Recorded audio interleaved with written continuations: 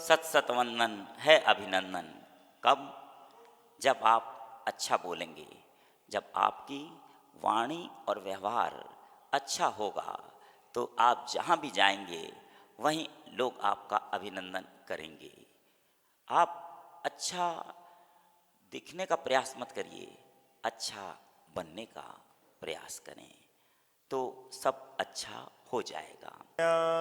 अपनी सोच को सकारात्मक रखें, हर स्थिति परिस्थिति में अच्छा सोचें।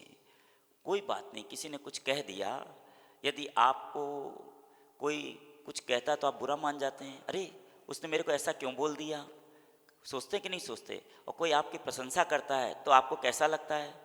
अच्छा लगता है। लगता है कि नहीं शालिनी जी? प्रशंसा करता है अच्छा लगता है, और कोई आपकी निंदा करता है तो बुरा लगता है। देखो कह रही हैं, तो आपने अपना रिमोट कंट्रोल दूसरे को क्यों दे रखा है? जब आप टीवी के सामने बैठते हैं, रिमोट अपने हाथ में रखते हैं, जो बटन दबाते हैं वही आता है, वही देखते हैं। अपना रिमोट कंट्रोल अपने हाथ में रखो। अर्थात आप सोचो, यदि कोई व्यक्ति आपकी प्रशंसा करता है तो वो आपको अपने दिल में बसा के रखता है, हृदय में रखता है। और यदि कोई व्यक्ति आपकी निंदा आलोचना करता है तो सोचो कि वो आपको अपने दिमाग में रखता है। दोनों परिस्थितियों में कम से कम वो आपको याद तो रखता है, इसलिए उसको तहे दिल से धन्यवाद दो कि थैंक्स, कम से कम इतने बड़े संसार में इतने सारे लोगों के बीच में तुम मेरे को याद तो रखते हो। बस ऐसा सोचो तो तुम्हारा जीवन अच्छा हो जाएगा। अंतर्मना गुरुदेव का स्पष्ट रूप से कहना है, जो जिसका शुक्र ग्रह मजबूत होता है उसके पास सांसारिक सुख साधन जितने भी आपको दिख रहे हैं, अच्छा बंगला, अच्छी गाड़ी, अच्छा परिवार, अच्छे लोग, आप सुख का अनुभव कर रहे हैं। है तो दुख स्वरूप ही, लेकिन आप सुख का अनुभव कर रहे हैं तो उसका कारण आपका शुक्र ग्रह स्ट्रांग है, मजबूत है। और शुक्र ग्रह के स्वामी हैं पुष्पदंत भगवान।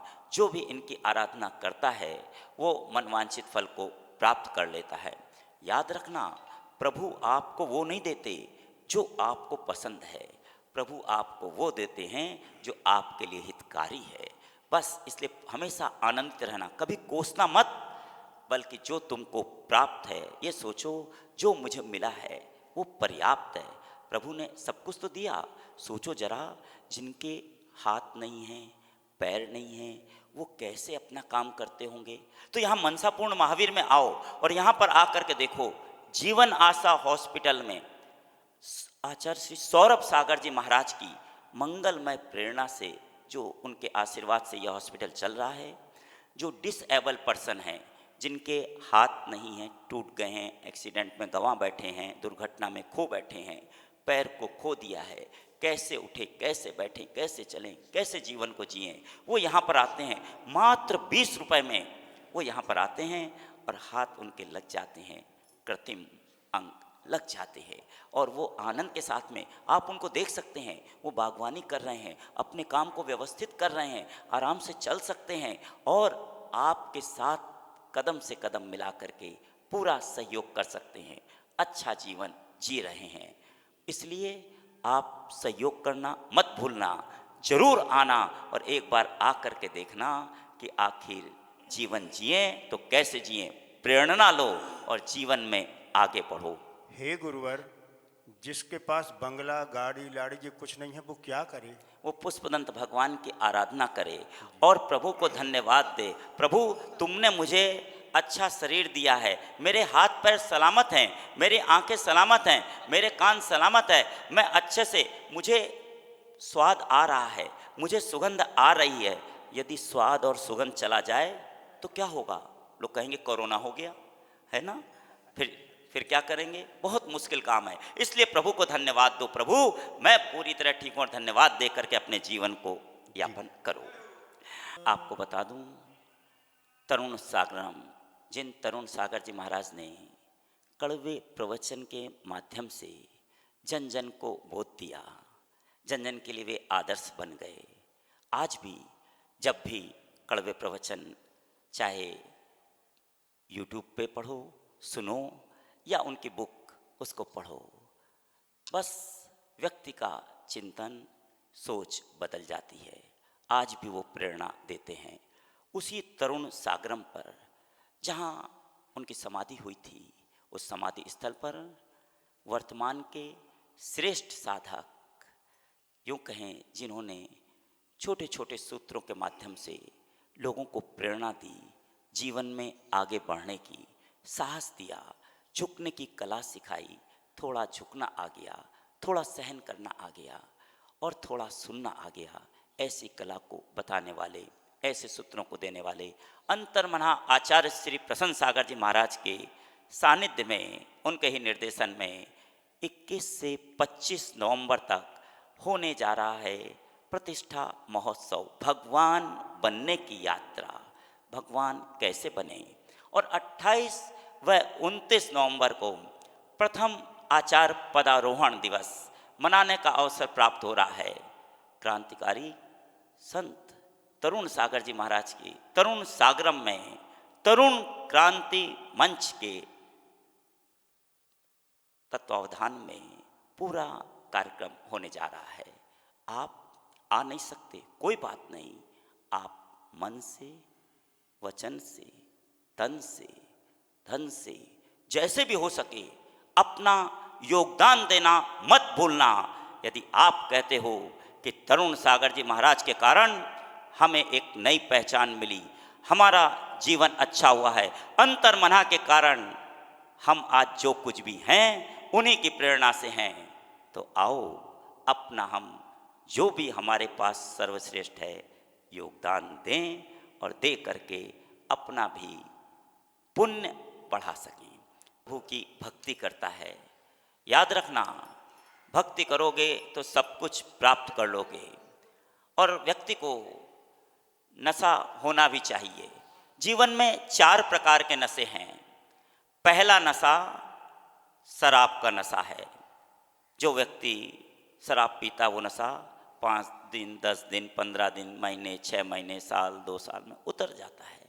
नहीं उतरेगा, लीवर खराब हो जाएगा, डॉक्टर कहेगा छोड़ना पड़ेगा, नहीं तो शराब तुमको छोड़ देगी, छोड़ना तो पड़ेगा। दूसरा नशा है संपदा का नशा। मेरे पास इतना पैसा है, मेरे पास इतने बंगले हैं, इतनी गाड़ियां हैं, इतना धन मेरे पास रखा हुआ है, मैं इतनी संपदा का मालिक हूं, मैं इस पद पे हूं, संपदा का नशा। लेकिन यह नशा याद रखना दुर्योधन को हो गया था और उसने युधिष्ठिर से यही तो कहा था, मैं 1 इंच भूमि भी नहीं दूंगा, 1 गांव देता क्या आवश्यकता थी, लेकिन नहीं माना, वो नहीं दिया उसने। लास्ट में क्या हुआ, उसकी परिणति आपको पता है। और उसके बाद तीसरा नशा है वासना और कामना का नशा, जो रावण को हो गया था, सीता को ले गया था। याद रखना, चाहे कुछ भी हो जाए, मुझे तो बस वही सीता चाहिए, ये नशा। ये तीनों नशे पतन के कारण हैं, नाश करने वाले हैं। लेकिन एक और नशा है भक्ति का नशा, जो चंदनबाला को था। चंदनबाला ने भक्ति की, महावीर आ गए। जो आचार्य मानतुंग को था, बेड़ियों में 48 तालों की कोठरियों में बंद थे, लेकिन भक्ति की तो वो ताले खुल गए। वो नशा मीरा को था, भक्ति की, जहर का प्याला था, अमृत बन गया, नारायण श्री कृष्ण आ गए। वो नशा याद रखना, भक्ति का नशा अंतर मना को है, इसीलिए तो वो भक्ति कराते हैं। भक्ति में डूबोगे तो सब कुछ पा जाओगे। याद रखना, ये नशा भक्ति का ही तुम्हें इस संसार से पार लगा सकता है, तुम्हारे दुखों को समाप्त करने में सहायक है, समस्याओं से समाधान का मार्ग दिखाता है भक्ति का नशा। और नशा को उल्टा कर दो, शान बन जाता है। कब? जब वो सही हो, तब पूरे आनंद के साथ इस अर्घ को चढ़ाते हैं। नाटक को नहीं टिक सकता है, उसके आगे कोई, उसकी शान बरकरार रहती है जो भक्ति पूरे आनंद के साथ, तल्लीनता के साथ करता है। आपने विचार किया कितना कठिन काम है मौन होकर रहना। कब? जब सारी चीज़ें उपलब्ध हों तब। ज़रा सोचो, जो व्यक्ति हर समय पब्लिक से, लोगों से, भक्तों से घिरा रहे, हर समय लोग उसके दर्शन को, उससे अपनी समस्याओं के समाधान के लिए, उसके वचन सुनने के लिए लालायित हों, ऐसे समय में मौन हो जाना कितना कठिन काम है। और मौन होकर के एक कक्ष में रहना उससे ज़्यादा कठिन है। सोचो जरा, आप कमरे में हैं और आपकी कुंडी नहीं खुल रही हो, कितनी उलझन हो जाती है। और कितनी देर बैठेंगे, यदि बाहर से कोई बंद कर दे तो और उलझन हो जाती है, क्या करें। और कोई न दिखे तो भी उलझन हो जाती है। लेकिन एक कमरे में रहना, मौन से रहना और किसी से वैयावर्ती नहीं कराना, सोचो जरा, व्यक्ति कितना मौन रहेगा, कब तक अकेला बैठा रहेगा, कितने दिन, एक दिन, 2 दिन, 3 दिन, 4 दिन, सोचो। और कोई हो तो वो डिप्रेशन में चला जाए। लेकिन अंतर्मना ने जब अहमदाबाद में साधना कर रहे थे, 67 डेज की साधना, उस साधना में मौन होकर के एक कमरे में रहे। ऐसी साधना आराधना करने वाले एकमात्र संत कोई हैं, अंतर्मना आचार्य प्रसन्न सागर जी महाराज। जितनी भी उनकी अनुमोदना की जाए वो कम है। याद रखना, इतने व्रत उपवास नहीं कर सकते, इतना मौन नहीं रह सकते, तो करने वालों की अनुमोदना जरूर कर लेना और अपने जीवन में एक बार जरूर आकर के उनके चरणों में नमन करके अपने जीवन को धन्य बना लेना। उन्हीं का प्रथम आचार्य पदारोहण दिवस 28 और 29 नवंबर को तरुण सागरम में, तरुण क्रांति मंच के तत्वाधान में मनाने का अवसर, 21 से 25 नवंबर प्रतिष्ठा महोत्सव और भी बहुत कुछ। आने वाले अवसर छोटे लगते हैं, जाने के बाद लगता है कि वे बहुत बड़े अवसर थे। हमने क्रांतिकारी संत तरुण सागर जी महाराज को खो दिया, लेकिन हम अंतर्मना को नहीं खोना चाहते। अभी वो मौजूद हैं, उपस्थित हैं। आओ समय का लाभ प्राप्त करें, चूक मत जाना। अभी से अपने मन को बना के रखना। जितने भी लाइव देख रहे हैं, सुन रहे हैं, जितने भी उपस्थित हैं, कल छोटा सा आपको एक नियम दिया था कि जय जिनेंद्र बोलना। आज यहाँ पर नमोकार मंत्र विधान होने जा रहा है और सारे मंत्रों का राजा नमोकार मंत्र है। बिल्कुल सिंपल सा, सठखंडागम की प्रथम पुस्तक में गणियार का ज्ञानमती माता जी ने, जिन्होंने सिद्धांत चिंतामणि के नाम से उसकी टीका लिखी और उसमें उल्लेखित किया कि सठखंडागम धवला की पहली पुस्तक में पहले भाग में पहला सूत्र है नमोकार मंत्र का। नमो अरिहंताणम, नमो सिद्धाणम, नमो आयरियाणम, नमो वज्जायाणम, नमो लोए सव साहुणम। बस आपको क्या करना है, इस मंत्र की जाप करनी है। सोचो जरा, वो नाग नागिन तड़फ रहे थे और पार्श्वनाथ वहां से निकल रहे थे। उन्होंने नमोकार मंत्र सुनाया। उन नाग नागिन ने सुना या नहीं सुना, लेकिन पार्श्वनाथ की वचन वर्गणाएं जैसे ही उन पर पड़ी, वे धर्णेन्द्र पद्मावती बन गए।